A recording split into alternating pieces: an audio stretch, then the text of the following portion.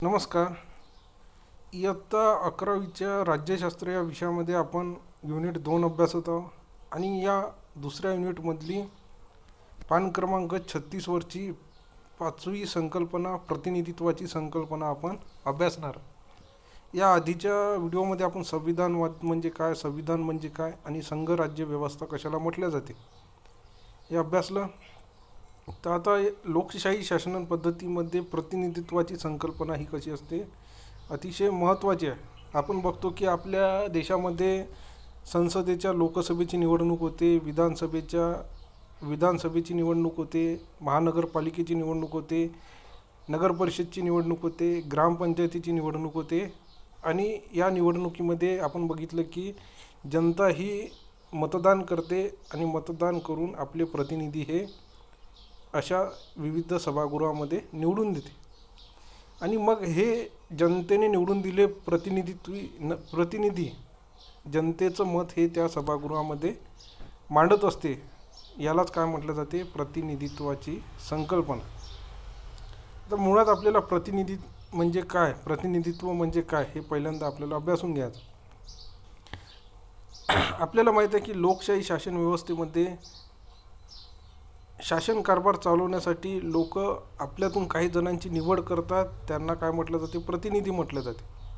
जसं वर्गाचं प्रतिनिधित्व करण्यासाठी वर्गातले मुलं एक आपला प्रतिनिधी निवडते, ज्याला आपण कॅप्टन म्हणतो. आणि हा कॅप्टन वर्गाचं काय करत असते, प्रतिनिधित्व करत असते. तसंच लोकशाही शासना व्यवस्थेमध्ये सुद्धा काही जण आपल्यातून प्रतिनिधी निवडतात आणि हे प्रतिनिधी जनतेचं मत मांडत असतात. अशा या लोकशाहीला अप्रत्यक्ष लोकशाही असं सुद्धा म्हटलं जाते. कारण या ठिकाणी लोक स्वतः कारभारात सहभाग करत नाही किंवा स्वतः कारभार करत नाही, तर कारभार हा जनतेने निवडून दिलेल्या प्रतिनिधीमार्फत चालवल्या जाते. ज्या ठिकाणी आपण बघतो की जनता स्वतः कारभार चालवते, अशा ठिकाणच्या लोकशाहीला प्रत्यक्ष लोकशाही म्हटलं जाते. पूर्वीच्या काही ग्रीकमध्ये अथेन्स या नगरराज्यात प्रत्यक्ष लोकशाही होती. म्हणजे लोक एकत्र येत होते आणि आपल्या देशाचा शासन कारभार हा चालवत होते. परंतु आपल्या देशामध्ये आपल्याला माहीत आहे की भारत हा भौगोलिकदृष्ट्या मोठा देश आहे, त्याचप्रमाणे लोकसंख्येच्या बाबतीत सुद्धा मोठा देश आहे. म्हणून भारतामध्ये प्रतिनिधित्वाची संकल्पना रुजलेली आपल्याला दिसून येते. प्रत्यक्ष लोकशाही आपल्याला भारतामध्ये फार कमी प्रमाणात दिसून येते. कारण प्रत्यक्ष लोकशाही ही भौगोलिकदृष्ट्या लहान आणि लोकसंख्येने कमी असलेल्या देशामध्येच यशस्वी होऊ शकते. कारण त्या ठिकाणी सर्व लोकांना एकत्र येऊन त्यांचे निर्णय घेणे शक्य होते.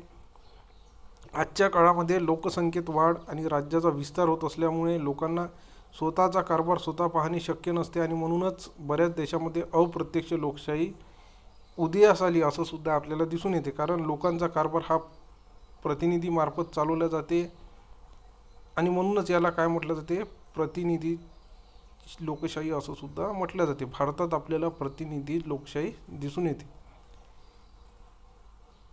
याच शासन प्रकाराला जबाबदार शासन असं सुद्धा म्हटलं जाते. कारण आपण जे प्रतिनिधी निवडून देत असतो ते प्रतिनिधी आपल्याला जबाबदार असतात. त्यांच्या कोणत्याही कार्याला ते जनतेला जबाबदार असतात. म्हणून त्यांना जबाबदार शासन असं सुद्धा म्हटलं जाते. जबाबदारही असतात आणि उत्तरदायी असतात. कारण आपणच त्यांना पाठवलेलं असतो, त्यामुळेच ते आपल्याप्रती जबाबदार आणि उत्तरदायी असतात. तर अशा प्रकारच्या या शासन पद्धतीला प्रतिनिधित्वाची शासन पद्धती असं आपल्याला म्हणता येईल. त्याच्यानंतर दुसरं आहे राजाचा दैवी अधिकार. आता राजाचा दैवी अधिकार म्हणजे काय हे आपल्याला थोडक्यात या ठिकाणी समजून घ्यायचं. आता आपल्याला यासाठी जुन्या काळात जावं लागेल, ऐतिहासिक काळाचा अभ्यास करावा लागेल. मध्ययुगामध्ये या दैवी अधिकाराची सुरुवात मध्ययुगातील युरोप खंडात झाली असं आपल्याला म्हणता येईल. काही तज्ज्ञांच्या मते भारतातसुद्धा अशाच प्रकारची व्यवस्था होती असा सुद्धा उल्लेख या ठिकाणी केलेला आहे.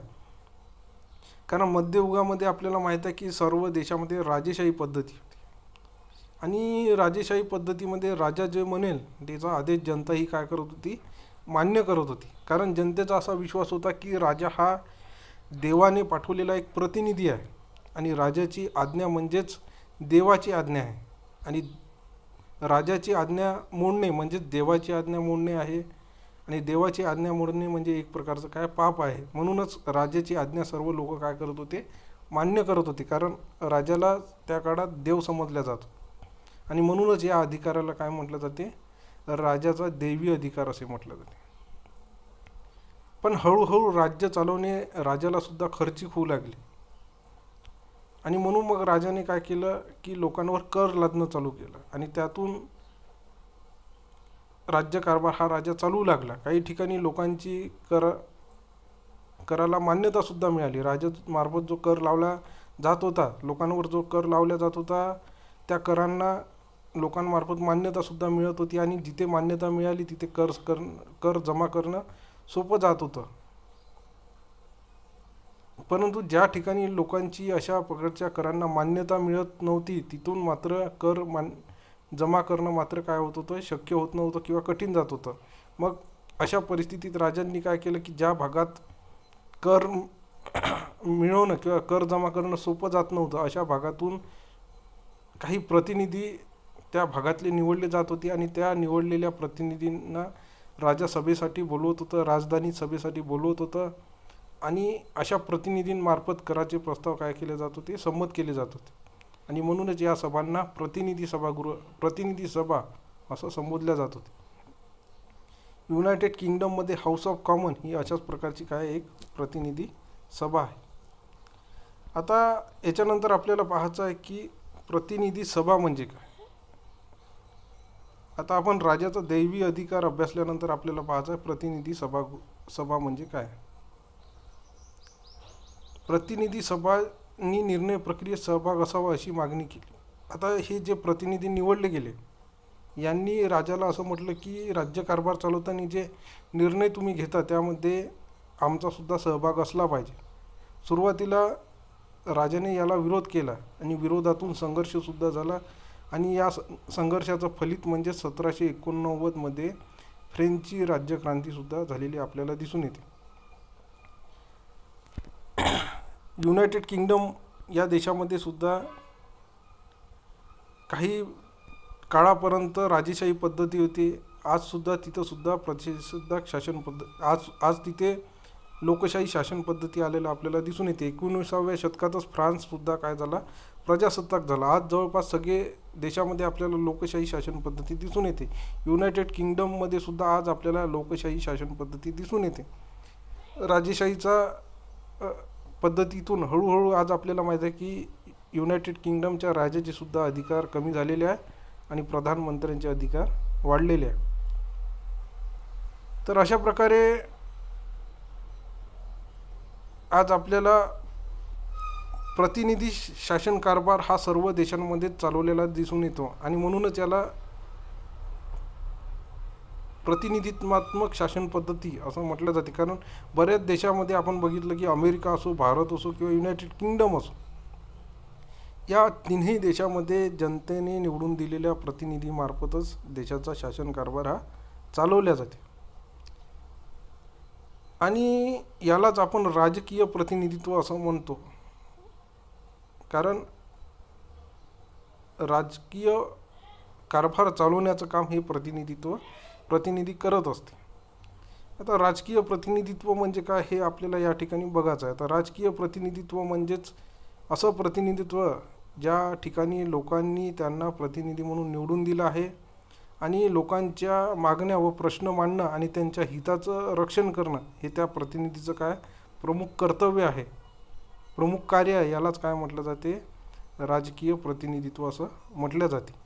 आणि हे सगळ्या गोष्टी ह्या केवळ प्रतिनिधी शासन पद्धतीतच चालल्या जाते. आज आपल्याला 19व्या शतकाचा 20व्या शतकाचा आपण जेव्हा विचार करतो तर आज आपल्याला माहीत आहे की सगळ्या देशामध्ये अशा प्रकारची शासन पद्धती आपल्याला मोठ्या प्रमाणात दिसून येते. आज निर्णय प्रक्रियेमध्ये लोकांचे प्रतिनिधी मोठ्या प्रमाणात सहभाग घेत असल्याचं सुद्धा आपल्याला दिसून येते. तर अशा प्रकारे या व्हिडिओमध्ये आपण प्रतिनिधित्वाची संकल्पना म्हणजे काय ही संकल्पना थोडीफार समजून घेण्याचा प्रयत्न केला. आता पुढच्या व्हिडिओमध्ये आपल्याला भारतातल्या प्रतिनिधित्वाची पद्धती कशा प्रकारे आहे आणि भारतीय प्रतिनिधी सभेसाठी किंवा प्रतिनिधित्वाच्या पद्धतीसाठी कोणकोणते महत्त्वाचे प्रतिनिधित्वासंबंधीचे कायदे केलेले आहे, हे कायदेसुद्धा आपल्याला पुढच्या व्हिडिओमध्ये अभ्यासायचे. धन्यवाद.